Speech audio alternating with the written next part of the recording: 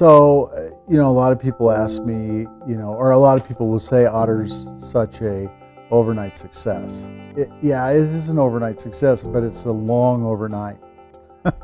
It goes clear back to 1981. So the evolution of Otter comes out of manufacturing. There's been years of molding and tooling, importing tools.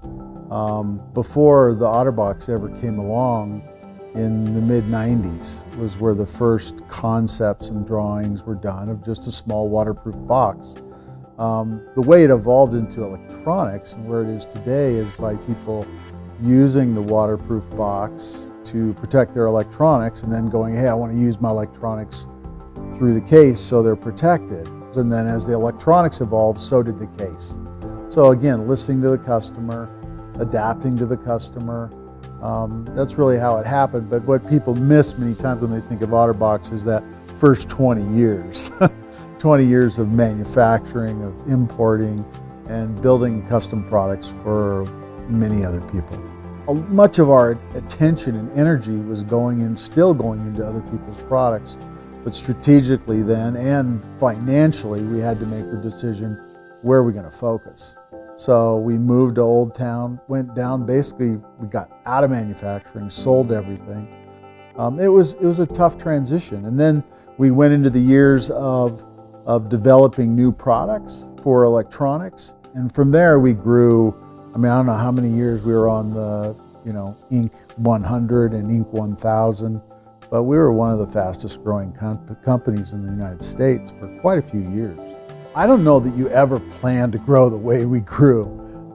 For us, it was about strategic planning, and without our strategic planning system that we use here, we would not have been able to change consistently and always be working on the most important thing all the time without that process and those systems in place.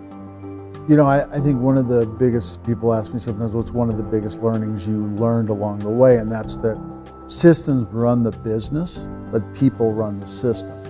So you've got to be careful how you hire, and you have to guard your culture from bureaucracy, and that's tough. It's really tough because, here at Otter, we're 1,000 employees strong globally, and it gets a lot harder to run the ship the bigger it gets. Well, one reason I have a Titanic in my office is basically don't get too cocky. It's easy to think that you're the big ship in the ocean and nothing's going to sink you and you're unsinkable, right? Well, it doesn't always work out that way, as we can tell from history, and I don't think business is any different. So I think it's important that Otter is humble, that Otter is strategic, that Otter is always thinking about what's next and where we should go next.